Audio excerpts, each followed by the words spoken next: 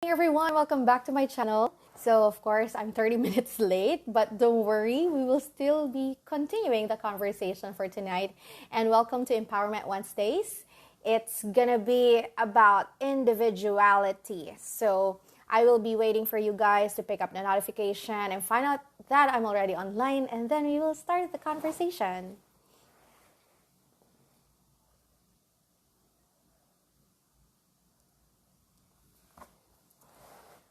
Okay, good job. Now I think somebody's already online. Hi there. Thank you so much for tuning in. Please feel free to post your comments, your experiences, your thoughts, your ideas. You can also share where you're watching from if you wish, or you can just say that you're based in the Philippines, north, east, southwest of the Philippines. It doesn't matter. If you don't want to reveal your exact location, that's also okay.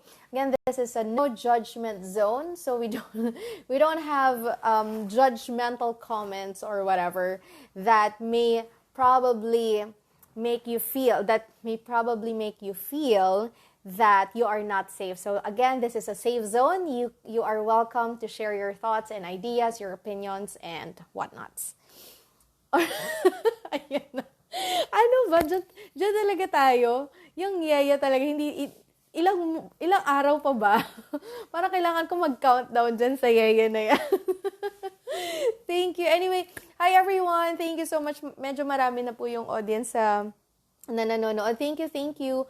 Again, please feel free to share your comments. Pwede rin kayo mag-hi and hello lang. Paramdam naman kayo para malaman ko kung sino mga nandyan sa audience. And if you wish to be a silent audience, it's also okay. Hindi naman tayo demanding. Okay, so anyway, again, our topic for tonight is under Empowerment Wednesdays, and our topic for tonight is all about individuality. So, meron akong isang, wait lang, meron bang nanonood na hindi pa ako kilala? O just in case hindi nyo pa ako kilala. I'm Irene, a licensed real estate broker in the Philippines. I'm also a motivational speaker and a writer. So yan po yung maikling background ko. So if it's your first time to watch this podcast or to watch any of my podcasts, welcome to my channel, and I hope you can also visit my previous podcast episodes. I think we already have more than 60 podcast episodes that you can watch over replay. Ayan. Thank you to those who have been constantly supporting my channel, and to those who are new to the channel, sana magtagal kayo, sana hindi kayo ma-disappoint. Okay, and also if you have recommendations, like recommended topics, I'm always free to I'm always open pala. I'm always open for recommendations. But I cannot promise you anything yet. Syempre, kasi hindi natin alam kung kaya ko bang i-discuss yun or hindi. So, pasensya na with the slouch because I'm actually, I'm doing an Indian sit kasi nasa couch ako. So, ayun. So, let's start this conversation. I'm not sure kung may mga, dahil konti lang naman nanonood, sige, i-share ko to sa inyo. Isa to sa mga favorite songs ko. Konti pa lang yung nanonood, mamaya pag dumami na mahihiya na akong gawin to. I also, to those who are watching via replay, thank you so much. Huwag kayo magkukwit. Huwag nyo manang i-stop yung, yung video. Merong may mas makabuluhan akong sasabihin mamaya. Pero ngayon, share ko lang yung isa sa mga gustong-gusto kong kanta. Kasi this is related to individuality. So, I'll share this with you. Wait lang, hanapin ko nga ulit yung lyrics. Baka magkamali ako. Okay, so there was this song from Doris Day. Its title is Que Sera Sera. So, hindi ko alam kung familiar kayo because it's quite an old song. And every Sunday, naririnig ko siya. So, hindi ko naman siya memorize by heart, pero memorize ko by heart yung tono niya. Pero yung lyrics, kailangan kong alalahanin kasi medyo matagal ko nang hindi kinakanta to sa isip ko. So anyway, I will sing the first few lines. Okay, game na ba? O, wag na kayo mag-react. Okay, so it goes like this. When I was just a little girl, I asked my mother, what will I be? Will I be pretty? Will I be rich? Here's what she said to me. Que sera, sera. Whatever will be, will be. The future's not ours to see. Que sera, sera. What will be, will be. Ayun. So, yun yung song. It's que sera, sera. Whatever will be, will be. So, when you know, with when you're young and you're wondering what's the meaning of the songs, parang ano ibig sabihin nun? Whatever will be, will be. So, it's actually like hahayaan mo lang, 'di ba? So, our topic for tonight is all about individuality. So, ang tanong ko, hahayaan lang ba natin? Whatever will be, will be. Does that apply to us personally? Hahayaan lang natin kung anong magiging kalalabasan natin as an individual? Hello, Sir Noel! Narinig ko ba yung pag-ano ko? Narinig ko ba yung pagwawala ko earlier? Okay, simulan natin sa individuality. What is individuality all about? So, it's, according to Oxford Languages, it's defined as the quality or character of a particular person or thing that distinguishes them from others of the same kind, especially when strongly marked. Yan ang ibig sabihin ng individuality. So, sabi dito, quality or character of a particular person or thing that distinguishes them from others. So, kaya siya individuality, di ba? It makes you somehow unique. Although maraming nagsasabi na we are not unique kasi nga maraming kagaya natin when it comes to several things. But, you know, when you think about it, our iris, yung iris natin, kaya nga di ba may iris scan, tapos fingerprint natin, these are all unique to us. Wala na sa 7 billion, walang ibang tao sa 7 billion na tao sa buong mundo ang merong similar fingerprint with you. And gaano karaming billion-billion ng tao ang namatay. 'Di ba? So, bago pa tayo nabuhay, meron ng billions din na namatay. So, just imagine kung ilang billions yung total number ng mga tao. And yet, we are the only ones with this iris and with this fingerprint. So, that must be something, right? Kahit na, sige, pareho siguro tayong mababait, ganyan, pareho tayong magaganda, yan. So, pero meron pa rin sa atin na makes us us. Diba? There's still something in you that makes you, uniquely you, and individually you. So, ano ba yung advantages of, may galit ka sa akin? Timing again. Timing ba ang topic? Ay, buti naman, at least naman yung sinasabi ko, may mga nakaka-relate. Ayun. So, what are the advantages of having your own individuality? The first one is it boosts your self-esteem. One of the factors that affect us as individuals is comparing ourselves with other people. So, knowing and embracing your individuality makes you feel that you don't really have to compare yourself with anybody else. Kasi alam mo yan eh. Alam mong ikaw lang ang nag-iisang ikaw. Ako lang ang nag-iisang Ivory. Ikaw lang ang nag-iisang ikaw sa buong mundo. So, regardless of how many people are greater than you are, you don't even compare yourself with them because you know that you are unique and you have your own capabilities. You don't have to compare yourself with anyone. So, mataas yung self-esteem mo, di ba? It also gives you freedom. Kasi freedom, especially when you're expressing yourself, kung mapapansin nyo, lalong-lalo sa mga friends ko nanonood sa audience, I don't stick to just one label or whatever, lalong-lalo na when it comes to fashion, how I express myself. But there's also those very strong characteristics. For example, I'm very decisive, hindi pa bago-bago yung isip ko. So, alam ng mga tao yan sa paligid ko na pag sinabi kong ganito, ito na talaga yon. I mean, I'm not the person to be changing my mind every now and then. I'm not that person. Pag sinabi kong ito yung gusto kong gawin, ito yung gusto kong gawin. So that's what makes me, similar with other people. But also there are several characteristics that make me feel that this is me. So that's also I also express that through my sense of fashion, through how I talk with people, or through how I, through how I communicate through how I communicate with other people. Patiin ko nga yung doon. Hi, Dad! Thank you so much for tuning in. J-Bal, I'm not sure. Is it your first time po to watch? So thank you so much for tuning in. Sorry, nag-burp ulit ako. Busog na naman ako tonight. Wag ako nag-live. Okay. Next is, there's also genuine relationships. Syempre, kapag totoo ka sa sarili mo, you're always genuine, diba? When you're genuine with yourself, you also have genuine relationships. Next is, it also increases creativity and innovation because syempre, if you are embracing your individuality, you stick to your ideas and you conquer them, you explore them, ganyan. So it's easier for you to be creative kasi hindi ka umaasa sa ibang tao na hindi ka umaasa sa creativity ng ibang tao kasi alam mo, ikaw din, meron kang sariling ideas. Also, this one, fewer regrets when you embrace your individuality.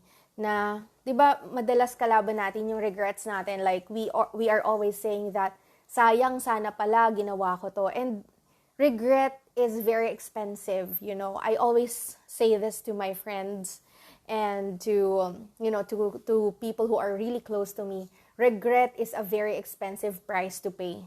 In fact, hindi mo nga siya mababayaran. Sorry. Hindi mo nga siya mababayaran kasi nga, regret is something that you never did. So, kapag meron kang individuality, mababa yung chances na magre-regret ka. Kasi you know for yourself that you did, you express yourself in your own way.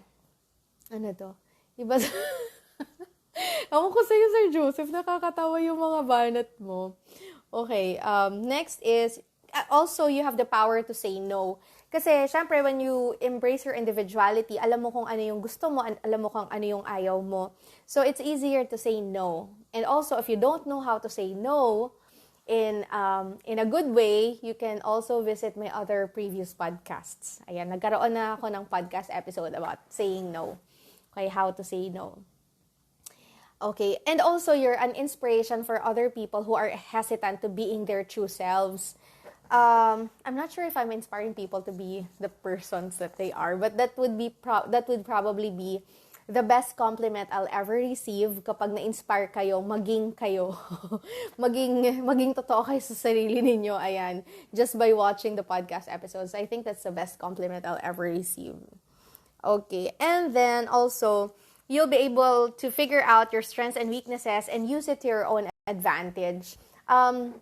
As people, we have our own unique characteristics. And so, especially kapag nasa workplace na tayo, doon natin makikita yung mga individuality natin na pwede natin pala siyang magamit when we are already working. So, those are the advantages of embracing or having your own individuality. So, punta naman tayo sa how do we really develop. Alikot ko baka malaglag yung unique ang taking? I'm not sure what does that mean. Sorry. Okay. So next is how do we really develop individuality? The first one is to learn about yourself. There are so many ways on how to learn about yourself. I'm so amazed how people have been really familiar with so many people around them and yet they don't know themselves. Sobrang na-amaze ako sa mga taong ganon. But also, when I was younger, ganon din naman ako, hindi ko masyadong kilala yung sarili ko. But eventually, I realized na the more I read books, the more I travel, the more I talk to people, unti-unti ko nakikilala yung sarili ko. Ganon pala yung ka-ironic, no? Mahirap pala makilala ang sarili if hindi ka exert ng effort. And this is also what amazes me because broken relationships also make you introduce yourself to yourself. Dun ko na-realize na marami akong natutunan out of, broken relationships. Also, traveling talaga, especially that I love solo traveling. Sobrang nakilala ko yung sarili ko pagdating sa mga travels, ganyan. So, yeah, learn about yourself. If you're always interested about other people, be interested in knowing yourself too. Kasi ma-amaze ka kapag kilala mo yung sarili mo. Marami kang matututunan tungkol sa sarili mo. And also, you will stop criticizing yourself once you know more about yourself. So I encourage you to learn more about yourself. Next is, don't be afraid to be different. I think in one of my podcast episodes, I already wore my my shirt na ang nakalagay is it's okay to be different. So we are all different. We are all the same, but we are also different. And we shouldn't allow people to tell us na yung pagiging kakaiba natin is an ugly trait because everybody is different. And learning that you are different and everybody else is different makes you not fear it. Hindi ka natatakot sa pagiging kakaiba mo kasi lahat naman ng tao kakaiba. Lahat ng tao may mga quirks yan. Okay? Lahat ng tao may flaws. So, what's so wrong about being flawed? I mean, wala naman talagang perfect na tao. So, it's okay to be different. Also, be open to different types of experiences, especially sa workplace, no? Marami tayong mga trabaho na inaayawan natin kasi hindi tayo masyadong familiar, ganyan. But, the more you explore other options at work, ganyan, once you're exploring your potentials, dun mo marirealize na, meron pala akong ganito. Alam ko pala to, ganyan. Kasi kung lagi kang natatakot na mag-explore ng potentials mo, hindi mo makikita yung potentials mo. Like, when I was younger, I already shared this with you, to those who have watched the previous episode, but I'll share it again. When I was younger, because I'm the eldest in my family, so I have younger sisters. So I have 2 younger sisters, and each time they need help, I will tell them that I know how to do it because I'm the eldest, diba? I mean, I don't know who else can they ask help from. So, sasabihin ko, sige, kaya kong gawin yan. Kahit hindi ko kayang gawin. And then, eventually, I realized na, pwede naman palang gawa ng paraan yung mga hindi mo alam, basta maganda yung purpose mo, kaya mo siyang matutunan. So, nawala. Okay, so, always be open to different types of experiences. For as long as they don't compromise your values, sinasabi ko to kasi baka mamaya yung mga ibang klaseng experiences naman yung mga gawin nyo. So, remember, for as long as they do not compromise your values, be open to those kinds of experiences. Know what you're good at and master it. What are you good at? So, before you go to sleep tonight, I'm challenging you to list down at least 3 things. Ayan, yung mga estudyante ko, alam to si 3 things. List down at least 3 things that you're really, really, really, really good at. And huwag kang mahiya. Ikaw lang naman nakakaalam yan di ba? Kasi lagi nating sinasabi na hindi tayo magaling. Eh di ang tanong ko sa'yo, saan ka magaling? Dapat ba tawag nito, dapat ba dapat ba i-broadcast mo kung saan ka magaling? Hindi naman Ikaw lang sa sarili mo, you have to know where you're really, really good at. For example, ako, I'm really good at nag-isip. Well, I'm really good at speaking, sabi nila, but I'm not sure. I'm not sure about that with myself. I know that I have a lot of things to improve on. But I know that I'm good in speaking because I have been doing that. So experience talaga is key to being successful in something, right? But I'm also really good at writing. I'm also good in dancing. So yun yung tatlong bagay na mahal kong gawin. Yan. Pero it doesn't mean that I have to compare myself with everybody else. I just know. So masaya ako na alam kong ganun. Hindi naman ako makikipagkompetensya with my knowledge. So, that's also my challenge for you. Before you go to sleep tonight, find out or list down 3 things that you're really good at and, remember them each time na nagda-doubt ka sa sarili mo. Okay, also let go of negative self-judgment. And I've repeatedly said this so many times. We are always the worst judge of ourselves. And there is no other person who's like indebted to you, hindi sila pinanganak para purihin ka ng purihin. If there's one person who should always embrace you and who should stop judging you, that's also you. Okay? It's your role, it's your responsibility to make you feel good about yourself. Tuck-in po ni Mate. Tuck-in? Ano ba to? Ano yun? Baka inside joke ninyo. Sorry. Okay, next is trust yourself. I know this is kind of challenging for people to be trusting themselves kasi minsan marami tayong mga mistakes na ginawa in the past. But if there's one person who should be trusting you first, that's you. Because nobody else will trust you if you don't trust yourself. So remember that. Focus on your strengths, not on your weaknesses, and don't always do what other people are doing. Do something different. Don't always go with the flow. Yan ang haba nung last tip. Kasi 'di ba, ang nangyayari sa atin, kung ano yung ginagawa ng karamihan sa atin, yun din yung gusto nating gawin. But there's nothing wrong with being different. Different is also beautiful. Okay? Just because everybody else is doing it doesn't mean it's cool. Kasi may mga ibang bagay din naman na cool. For me, once you're different, you're also cool. Actually, once you're different, you're really cool. Yun yung definition ko naman all these years. So, don't be afraid to stand out. And if you don't want to stand out, that's also okay. For as long as you know that you have this unique capabilities, that you have this unique talents, and that you are embracing it. Okay, it doesn't matter if other people are not aware of it, for as long as you are aware of it, because our focus here is you. You have to embrace your own individuality because it is one of the key factors in succeeding in life. Hindi ka mananalo sa buhay kung lagi ka lang gaya-gaya. Dapat meron kang sariling individuality. Ayun. Na-disconnect ba ako? I think my video's freezing. So anyway, I hope you learn an insight or two from our short conversation for tonight, and thank you so much to those who have waited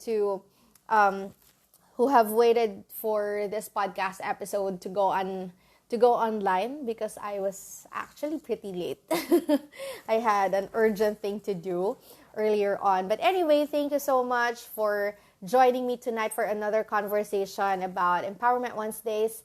And again, don't be afraid to embrace your individuality, because you are the only person in the world who can be you. There's nobody else.